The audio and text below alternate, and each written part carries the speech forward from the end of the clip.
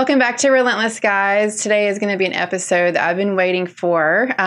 We've had episodes in the past with practitioners of health and life coaches, business coaches, some other health practitioners, but today is going to be an episode that's going to help us all get out of our comfort zone when it comes to mental health. So being in the industry that I am in, I have the opportunity to see people on many ranges of emotional, physical, mental issues that they're going through. And it gave me the desire to try to help because I have seen people go through some really difficult situations. And that desire led me to participate in a walk this summer that has, from that point, led me to meet other people involved in this organization. So we're going to talk about suicide prevention. And it's a discussion that is difficult. And if you have someone in your family or your immediate sphere of influence that has experienced this, you know how difficult it can be. So we want to try to remove the stigma from mental health, educate ourselves on how to participate in that discussion, and learn ways to watch out for things in people's lives that we could assist with.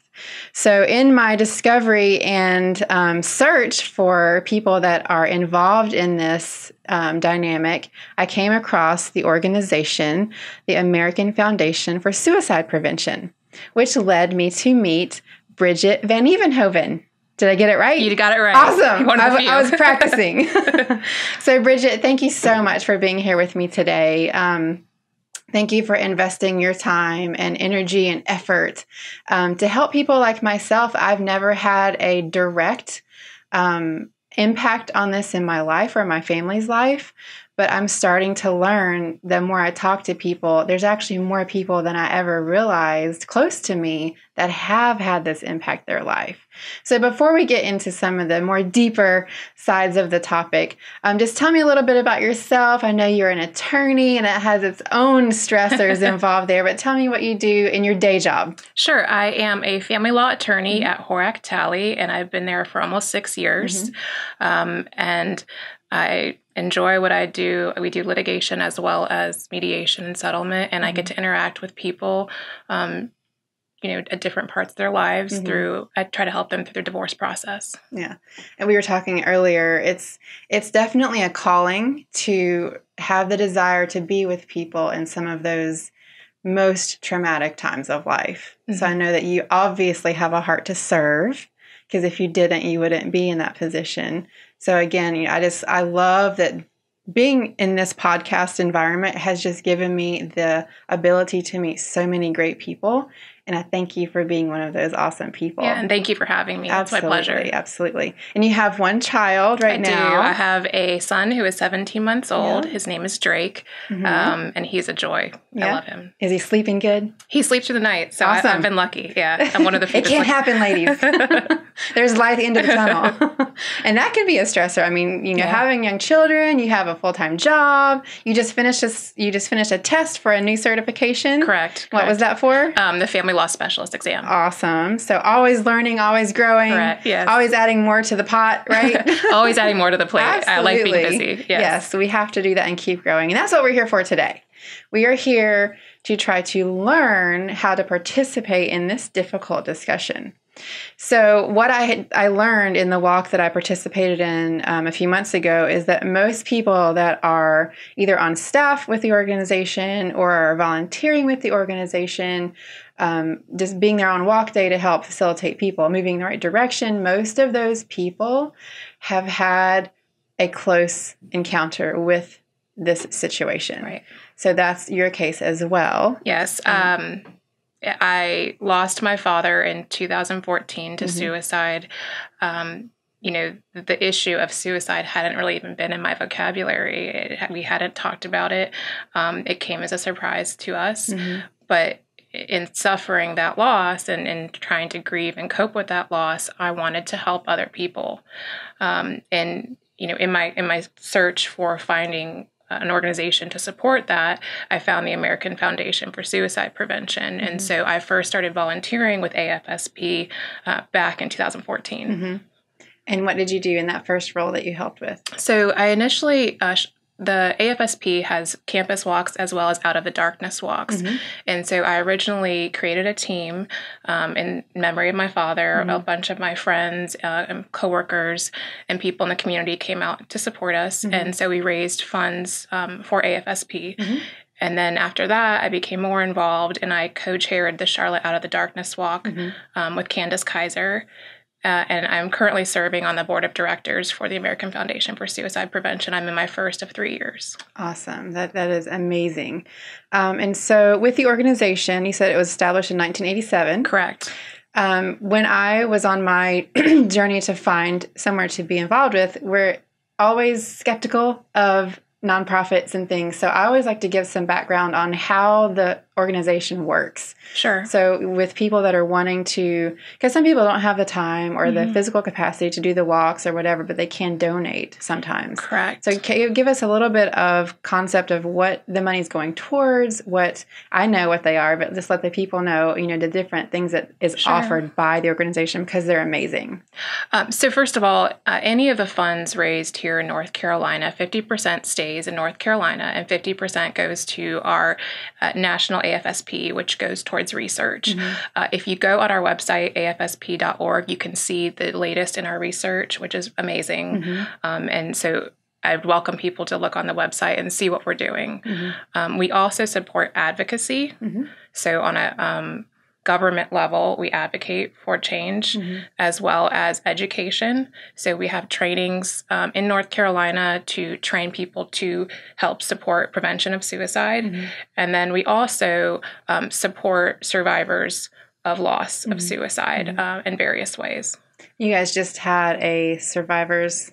Yes, National Survivors of Suicide Loss Day. It was locally held in Charlotte at Southeast Psych, and we had a lot of people attend. We played a documentary, and then we had a group meeting with different people who had suffered a suicide loss. So you can see, if you're just hearing of this organization for the first time, there's many outlets that they're trying to reach people on every level. There's even things you can do to have the organization come into your school. Correct. And talk to us a little bit about that. Yeah, and as you'll see in the news, and as I'm sure you've even seen in some of your children's schools, suicide is prevalent within teens. Unfortunately. And so a lot of schools and teachers and mental health providers are making it a mission to educate students, educate parents. And so you can have someone like myself come to your school. I'm actually doing a mission on the 28th in a local school, and we can help educate people. And that's one of the things that I'm passionate about. Yeah. In Charlotte this year, I believe we've had at least 3 that I know of, teenagers that have we've lost to suicide. Correct. So it's definitely something that we need to invest our time into. We need to take that responsibility as a community and learn about that. So if you are involved in a school system, if you are a volunteer parent, please contact Bridget or the organization locally and find out how to start the ball rolling. Because, we were talking earlier, again, you just never know what 1 or 2 sentences with someone can make a life difference, Well, and that's one of the things we say. First of all, suicide is preventable. And so that is why I make it my goal to talk to people about it. It also is a health issue. And so that needs to be, people need to be mindful of that. But one of our programs is called Talk Saves Lives. Talking, asking questions. There are certain things you can do to help discover if someone may have suicidal thoughts and to help direct them to the right place. So when in a person like my situation, so I've never had to deal with it very directly.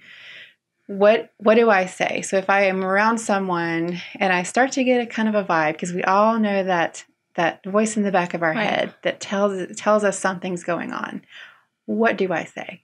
So what you just said is pretty key. Trust your gut. So if you have a concern for someone, always stick with that concern. And so things to look for in someone: are they talking about suicide? Are they talking about harming themselves? That is an indicator. Has someone's behavior changed? So are they sleeping less or more? Are they drinking more than usual? And then also look to the mood. Is someone seeming depressed, anxious, irritable, having mood swings? These are all signs that something could be going on in someone. So what do? You ask the question. You ask that awkward question. Are you having thoughts about self-harm? Are you thinking about suicide? And it's maybe an awkward question, but it's a question that could save someone's life. So being direct. When you have the conversation, talk in private. Make it a private conversation. Make the person feel comfortable. Listen. You need to listen. You never know what listening will do for someone. Express concern. Showing, that you care without saying, I can fix it, because that's not the way to do it. Expressing concern. And then if you still have a concern following those things, then you need to direct the person to a mental health provider. Another thing, and this is our Talk Saves Lives manual. If you know someone that's having issues, there are suicide prevention hotlines as well as text lines, and then always, call 911 in an emergency or seek the help of a mental health provider. Mental health is a really important issue that we do not talk about enough. Right.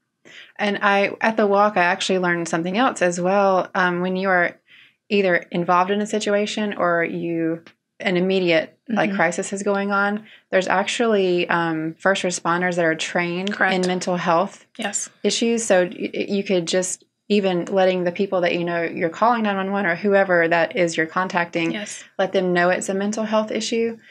I've just heard stories of, first responders showing up and they're doing their job and love them. But there could be some advanced training of people that know exactly what to say and how to behave that could calm a situation down a lot quicker. So it's all about, like you said, it's all about just talking. So when you are in this situation, go ahead. Well, and if you are in a situation where it is an emergency and you have a first responder type situation, or if you are seriously concerned about the immediate future, stay with the person to the extent you can. Do not leave them. Try to get them to a clinician or some other person so that you can stay with them and they're okay. Right, because they need that sense of security. Because that event itself could also become part of the issue. And the other thing is, if someone says I'm thinking about suicide, or they have some sort of discussion about that, take it seriously. It's a cry for help. That person needs help, and so although it's an uncomfortable situation, you have to act on it and you have to take it seriously.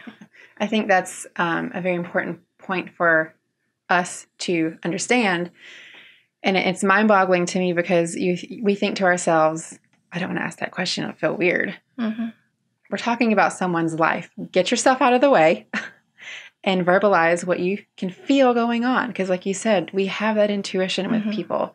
We know when that guy walks in the room, gives us that yucky feeling. We call it the yuck factor.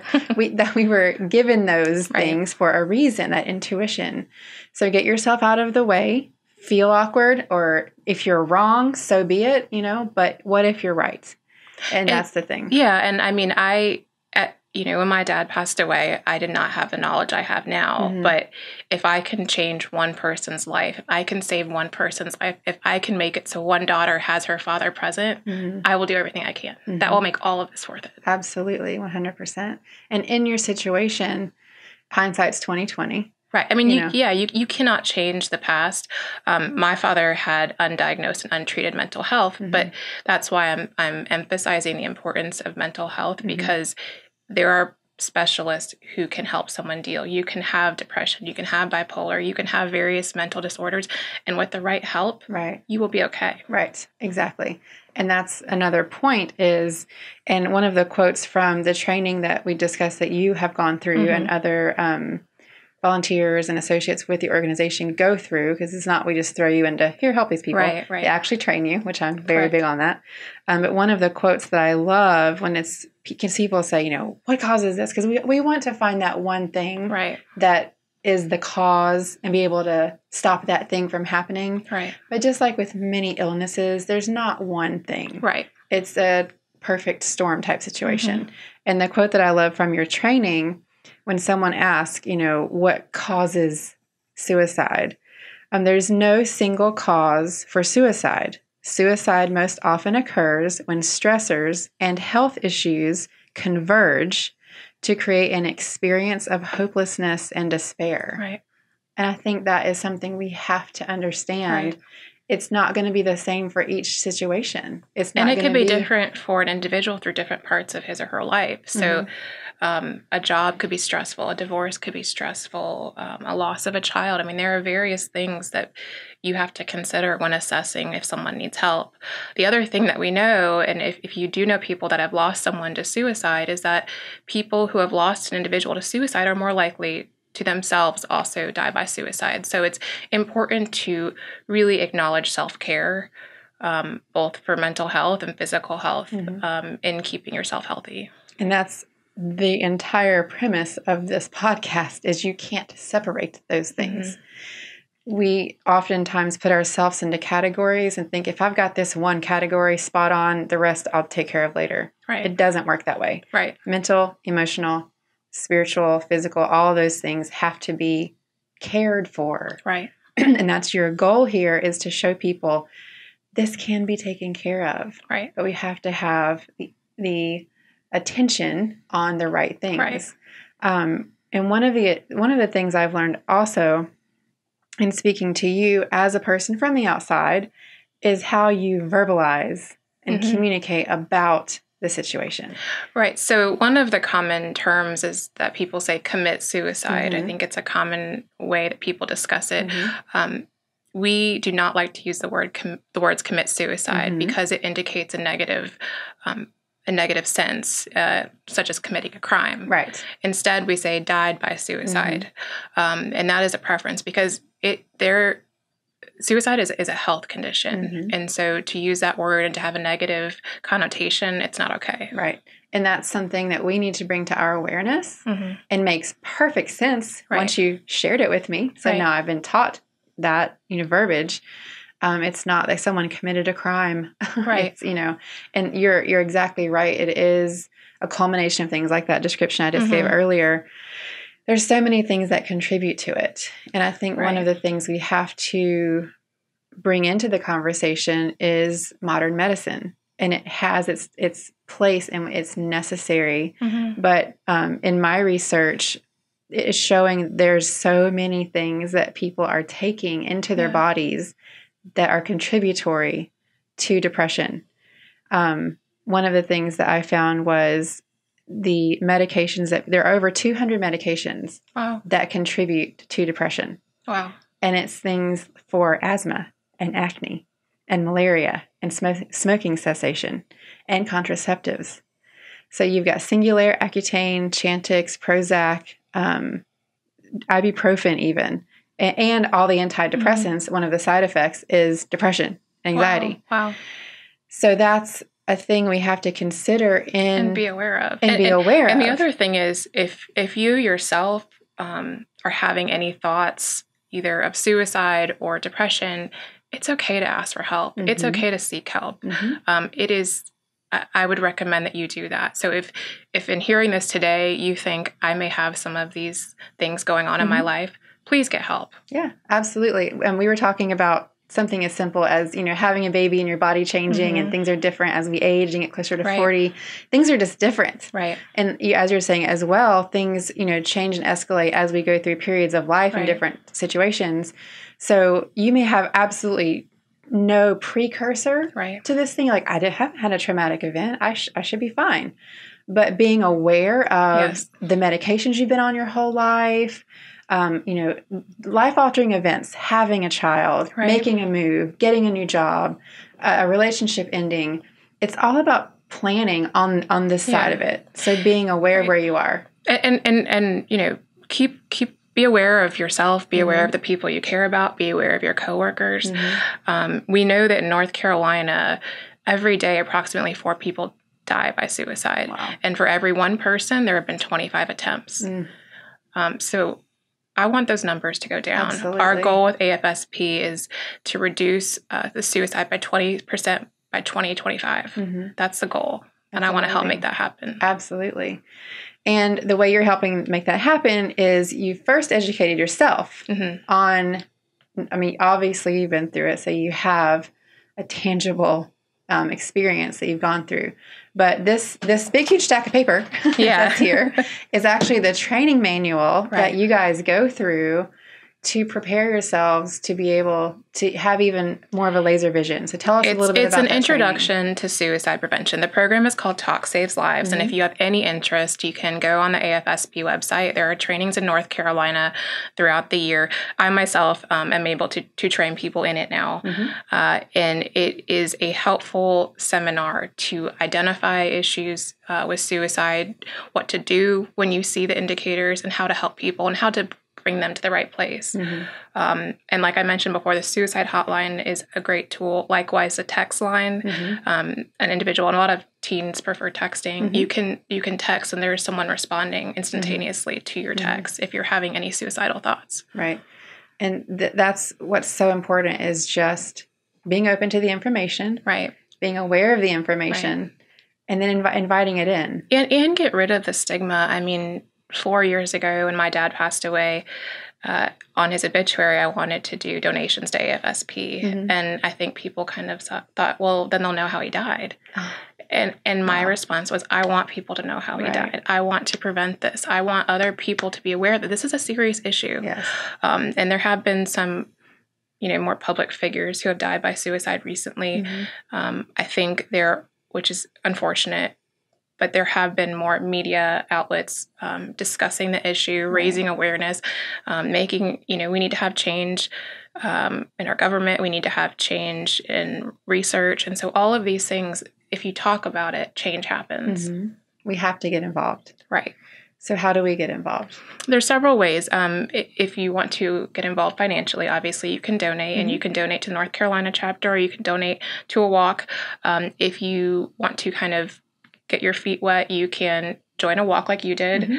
In Charlotte, we have the Out of the Darkness walk. This year, we raised over $120,000, which is amazing. You can sign up for the walk. Typically, they don't cost anything to sign up. You can join a team. And as of last year, it was in Romare Bearden Park. They have campus walks throughout North Carolina, and they have other Out of the Darkness walks. So that's one way. You can ask to volunteer to walk likewise. We also have tabling events, like at Pride. I volunteered at Pride this year. AFSP had a table. So if you want to table and meet people and hand out information like I've given you, that's another opportunity. You also can be trained in Talk Saves Lives and our other programs. And so you can educate yourself and train others. And these, you can get these flyers, you can get brochures. Yes, I have any small step, wherever you want to start. and if you have a school, or you have a college or anything where you want to have information, you can contact me and I will get you that information. And the beads that you're wearing, they're representative of specific things. Yes, with AFSP, we honor our loved ones by wearing colors that symbolize the relationship. So the gold indicates a loss of a parent. So I wear that for my dad. And then the blue supports suicide prevention. But, suicide is an issue that needs to be discussed with teens, with veterans. I mean, there is no discrimination in who and how it impacts. Absolutely. That was one of the things we talked earlier that really took me aback when I was at the walk was the memory wall. And that's something that you can't deny the fact that it doesn't skip anyone. It doesn't matter your financial status. It doesn't matter your race. It doesn't matter anything. It's your mental capacity and your health. Right. So we all have that. Well, and the thing is, I think mental health, some people are embarrassed to talk about it, or there's also still a stigma with acknowledging if you need some help with mental health issues, but that needs to be discussed. Right. You need to ask people, how are you doing? You need to ask yourself, how am I doing? Right. And if there is a point where you don't feel okay, you need to act on that. Yeah. And there is help out there. Right. The community is growing. There is a lot of awareness, especially, anyone I call myself in the health and wellness field, any one of us in this field, whether it be a personal trainer or a yoga practitioner, or I'm a massage therapist, all of us are getting more and more educated and aware of these things. Right. So even if you're in a situation where you may be in a really small town, or you may be in a situation surrounded by people that you I don't want to go to any of these people.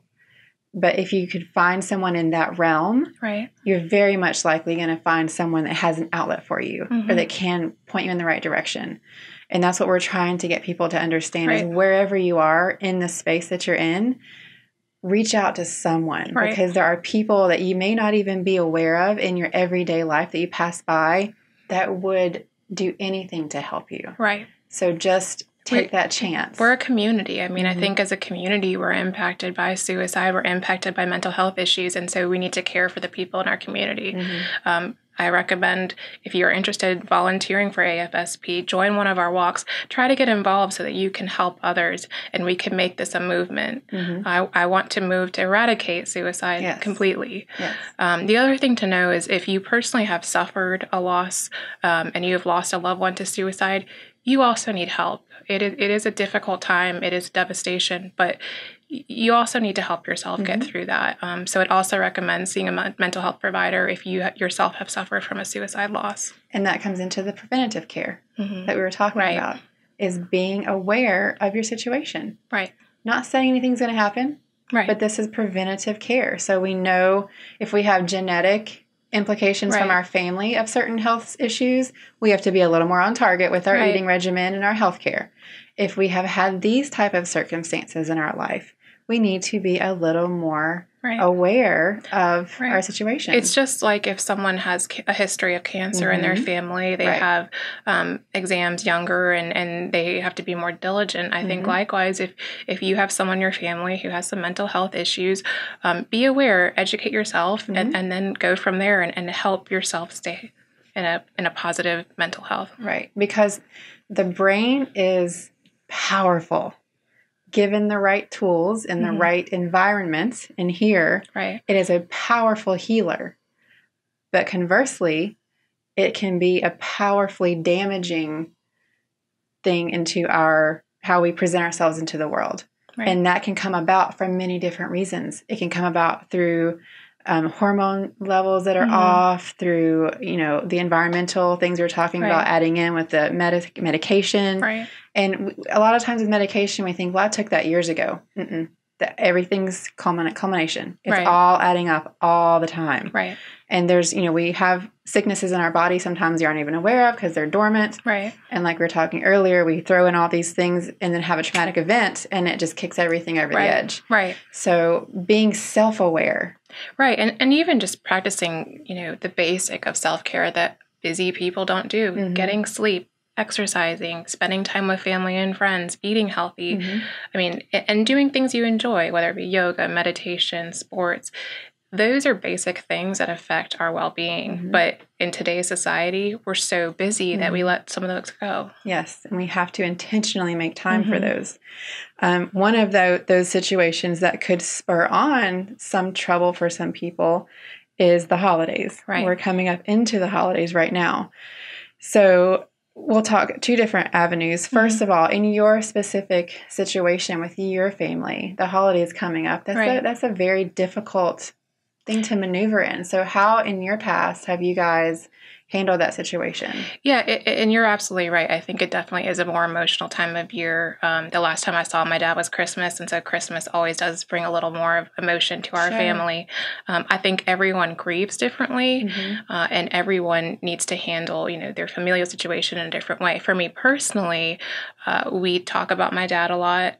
We try to acknowledge the positive things he did in his life. My dad was in the military as a younger man, and then he was a CEO of a health insurance company. He was a great father, and he did not meet my son, but he would have been a great grandfather. But, I think for me, talking about him, talking about, why we miss him. It's okay to miss someone, and it's okay to say you miss them.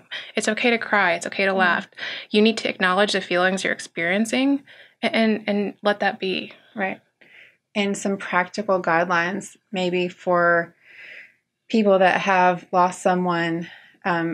What are some practical things they could do? Yeah, at the suicide survivors of suicide loss day, I got to talk to several individuals, and obviously their information is confidential. But one of the things that I learned through that experience is that people some people don't want to talk about their experience. Some people want to keep it private, which is okay. Some people want to be more like me and use their loss as an advocate, for advocating. But I think respect the person. I think what you can do is ask them how they're doing.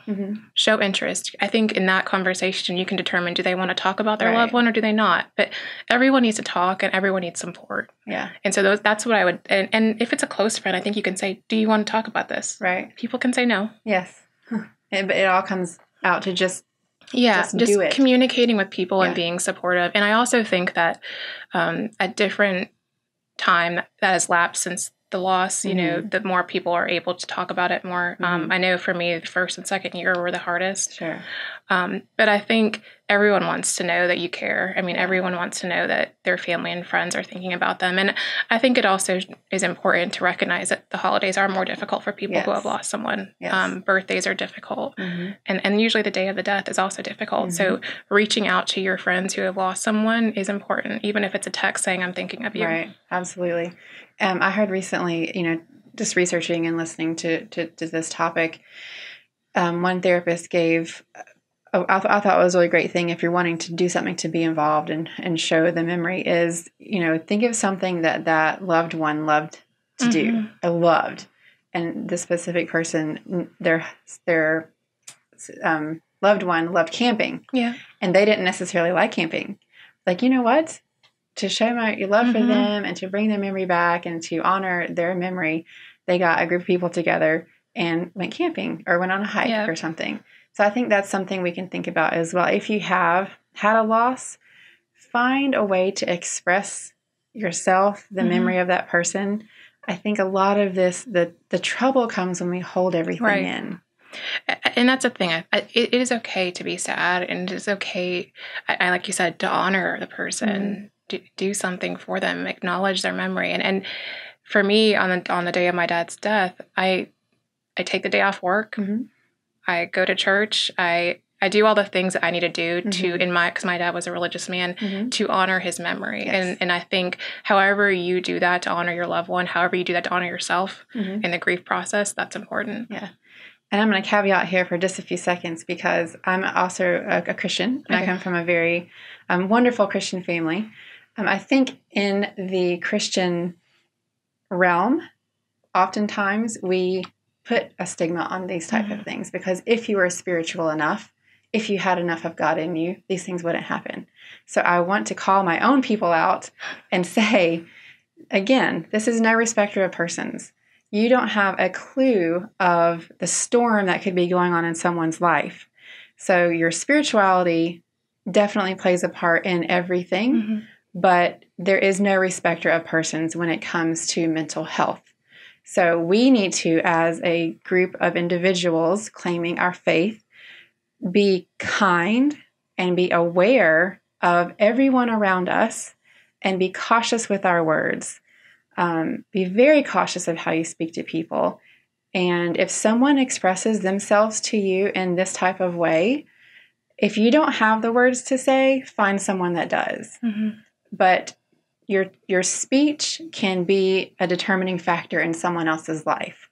So, and a lot of people cope, whatever the faith is, whatever the cultural background is, people use those cultural and religious backgrounds to cope with their feelings. So there needs to be a society where our religious institutions and our cultural influences support mental health. Absolutely. And this is something you could take into churches. You could go into churches and, again, if they don't feel adequately enough to be able to help these people, have you come in and train their people. Have you come in and talk about it. And that can be the beginning of the conversation. Right. But we have to be so cautious and aware. Number one, be aware. Don't be so selfish and proud to only be thinking of yourself. But be aware and cautious of your speech and how you communicate with someone in this situation. And also, I mean, if children are watching or parents of children or even just anyone, frankly, texting, social media, any kind of communication, just be kind. One Facebook message or one post can be really harmful to someone if it's not kind. Yes. Parents, be involved. I mean, I have a 15 and 18-year-old. we have to be involved. Right. We have to communicate. We have to get back to the dinner table. Right. And be with our families. And talk to, I mean, I know teens don't always like to talk to their parents, but ask them questions. Ask the hard questions. That's how we're going to help them. If you have a concern that your child or teenager is going through these feelings or having suicidal ideations, ask them. And even it could be something starting as, because I know as a parent it's hard to talk to your children, and sometimes as a parent it's actually easier for them to talk to someone else. Like in coaching, I always go back to sports analogies, but I coached my daughter for a while. Yeah. Sometimes it came better from a different coach. Right. So if there's someone you trust and you want your child to talk to them, let them talk to them. But again, it goes back to having the conversations. Right. But it could be something to start with as, like I said, here in Charlotte, we've had a couple of instances in schools that my kids play sports against. We've lost some children. So that conversation starter could be, when you're having that, like you said, always intentional about where the conversation is happening, when the conversation is happening. It's a good time and you're alone and private, so they have the feeling of being security, able to be open, secure. Yeah. But, so are any kids in your class, have you ever heard of someone talk about suicide or, and get them to start talking about other kids and move into, well, how are you feeling about that? What do you think about that? Just start the conversation. And so many times the floodgates will open. Yes, absolutely. And the opportunities will come. So with the holidays coming up, I had a few things that I saw that I thought would be helpful that I wanted to share with everyone. Because it's a hard time, when, especially like you said, in that first and second year, I can imagine would be the most difficult because that space is so short that you still feel their presence, I would assume. But around the holidays, here's a couple of things that could possibly help you if you're going through this situation. The first one is stick to your routine. And I like that one. So I think, like we said, people will become a recluse around the holidays, and that's not a good thing to do. Is that something that you found helpful? Was, like you said, you get up, you go to church, you do those things. Yes, absolutely. Keeping a routine, being around people. I mean, it's important, I think. Yeah, absolutely. So be aware, be conscious of that. Have it ready to go in those times that are going to be more difficult. Sleep. Yeah, that's huge. We have to get sleep. Which means you need to plan your day out so that you're awake and asleep at the right times, and being cautious and controlling and intentional about your schedule. Right. Because sleep is not sleeping too much or too little. Exactly. I mean, because sleeping too much can be a sign of depression. Yes. If you have to get out of the house so that you don't sleep, we have to think of ourselves like babies sometimes. We're just big babies because the baby would sleep at the craziest hours if we let them. We keep them up and keep them playing to keep them going so they sleep well. Right. And when we go through these difficult times, that's the time we have to hone in on the things we know are good. And sleep is one of the most important. So really being cautious of our sleep. Don't isolate yourself. Right. Yeah, and I'm sure you've seen that in your work with people, that you've seen that impact on some people. Well, I think when people experience a tragedy or they're feeling depressed, they're embarrassed by it, and so they kind of want to stay home and do nothing. But I think it's important to be around people, feel the love of other people, and communicate. Because energy does transfer. That can be good energy, and that can be bad energy. Right. So we don't want to be around the wrong people. If you're having difficult time, and sometimes when you do put yourself in the mix of good people, good energy, that spills over to you and helps you through that, and sometimes spurs on the good things inside yourself. Eat and drink in moderation. Yes. Again, which is difficult around the holidays. It's difficult to do, and people stop eating. Because if they get into that pattern of getting, reclused and isolating themselves, they stop eating. Right. And again, that perfect storm starts to happen. You didn't plan for you didn't foresee anything bad happening, but you stop eating, you stop sleeping, add alcohol, and you start this perfect storm that has an end result you would never plan for. Right. So just eating, make sure you're eating. First of all, adequately, and then eating good stuff. Right, right. Around the holidays, just difficult. Moderation is key. Get exercise. That's huge. Yes. We cannot deny the fact of how good exercise is for us. Right. And that can look like anything you want it to look like. Right. So getting out and moving, walking, breathing fresh air. It is going to help you. Right. It has to help you. And you said you went to church, and what else did you do? Well, my dad and I were both runners, and so we do that. So I run long distance, and so I would do that as well. Part of your routine. And I also do yoga. Awesome. That's amazing to have that. You know it's there. You need that, and that's what you implement. Right. And that's your go-to. That's when those times come up, that default setting of the good things is what we need to work on during those times. Make a to-do list with reasonable expectations around the holidays, because we can go on the further extreme. I'm going to host 50 people this year, and I'm going to excite myself out of my sadness. So have a to-do list, have things you want to participate in, but keep it reasonable. Yeah. And ask for help. Right. That's a big thing that I see with my families that I work with and my moms that I work with. They think they know they can't do everything, but they want to try anyway. Yeah, I struggle with that. I know. Yeah. And I'm like, hey, I need help. That's my personality. But ask for help. Yeah. Be human. You know, be aware of your humanity. Make those to-do lists, but elicit help, because people want to help you so much. There are people around you, even if you are, let's say, for example, you've moved to a new state, you're alone, you have a new job. Like I said, those people in the health and wellness fields, go to a yoga class or something, meet some people. And be deliberate. If you say the words, I don't really have anyone to spend Thanksgiving with, they probably will bug you to death. Yes. Absolutely. People around you want to help. Or if you have, or if you know someone new to the area, invite them to your home. Yes, absolutely. The Friendsgiving thing has taken off in the past couple of years. So yes, be that outlet, be that precursor to good things, and be on the front side of someone's problems, and you may stop something bad from happening. We'll never know. Yeah. Because you were a catalyst to something good. So invite someone over. This is an interesting one. Set a budget for the holiday spending. Oh, wow. I know. But I guess with that, it brings stress for families and couples. Yeah. So again, it's having an awareness of, okay, the holidays are coming. I want everybody to be happy. I want to be happy. So I'm just going to throw everything on the credit card and make everybody happy. But then 30 days later, we've come off this enormous emotional roller coaster, which we probably haven't healed from. And then we start to get debt piling up. Yeah. And that's just going to further escalate the stressors. Yeah. Cortisol is going up, stress hormones going up. So it comes back to being honest with yourself and the people around you.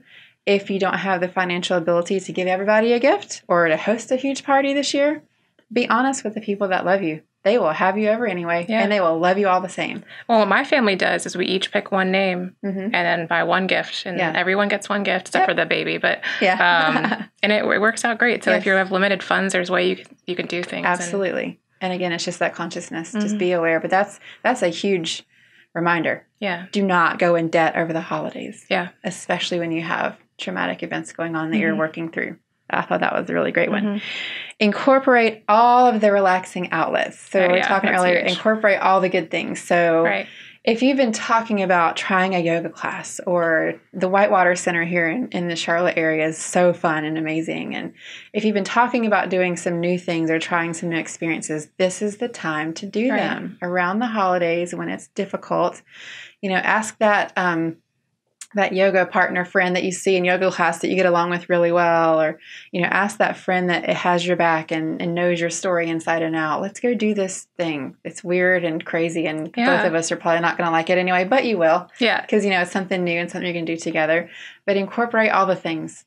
That's my birthday falls in December, and so my coworker and I for my birthday are doing a different workout class. But I thought it's better than having wine. It's healthy, Exactly. That's a great example. And that's, if you just start talking about what can I do? What other things can I add in that are beneficial for me? Right. There's a myriad of things that could help you through these times.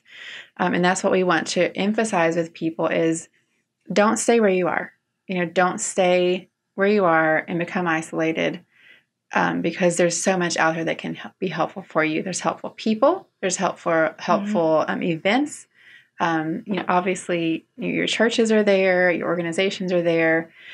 And that's why we've talked about this organization today, because they have so much to offer. They really do. And I hope that people will take the time to check the website out because the website's awesome. Yeah, and we have so many resources on our website. If there's anything that you cannot find, you need help with, feel free to contact me. And this is a nationwide organization. It is. We have a North Carolina chapter, but it's nationwide. Yep. So no matter where you are, if you're listening, they are out there. The suicide prevention hotline? It's a lifeline, and it is. Okay. It is 1-800-273-TALK. So 1-800-273-8255. If you find yourself in crisis, that's a number you can reach out to. The website is afsp.org. Correct. And then locally, we have chapters here that we can, glean from people and literature. Yeah, and North Carolina chapter has its own website too. So please look at that. And then all of our materials are online. Yep. So we hope that in this discussion, wherever you fall in the paradigm, if you're me from the outside in trying to learn, if you've been through a loss of a family member, if you're having thoughts of suicide or depression, anxiety, anything, the main crux of this discussion is to talk. Correct. Have a conversation. Have a conversation with someone and start there. And I firmly believe that there's hope in any situation. There is. And I think we are going to reach our goal of reducing suicide by 2025. Absolutely. And I'm here to help with anything I can. Thank you. All of my colleagues and friends are on board as well. And so do you know when the next walk is coming up in the North Carolina area? So in the Charlotte area, it probably won't be until next September, October. Okay. But if you go online, we have a list of all of our walks, and they're all over the state. Yes. And it's a humbling thing to be part of, so I encourage you. And this is another way to get your children involved. Correct. To bring that awareness to them if you have kind of a hard time talking about it. There was tons of kids there. I mean, there was everyone there from every age category, but people all brought their families, and there was events to do. And I mean, when I volunteered at the Pride table, I handed out probably a stack this thick to teenagers, and I think most of them came to the walk. It's a great event for children. It's a great event for teenagers, and it's a kind of a light walk, and it's just great, and it does open the dialogue. Yes, 100%. So definitely get your family involved. Make the effort to get involved in the community. Make the effort to become educated on this topic. The family that I walked with, their group was Eyes Up, and I love that. Keep your eyes up. Look out for people. Make the effort to be involved in the community around you, the people that are in your sphere of influence. Pay attention to them. Yeah, and I think having hope. There's hope. Yes, absolutely. There is hope.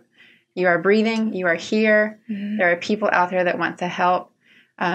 So Bridget, I can't say enough how, I'm just in awe of your passion for this, what you've been through, and you're living a life to show people that there's hope after a loss. And, I'm honored to have this conversation. I appreciate the opportunity to be on Absolutely. Absolutely.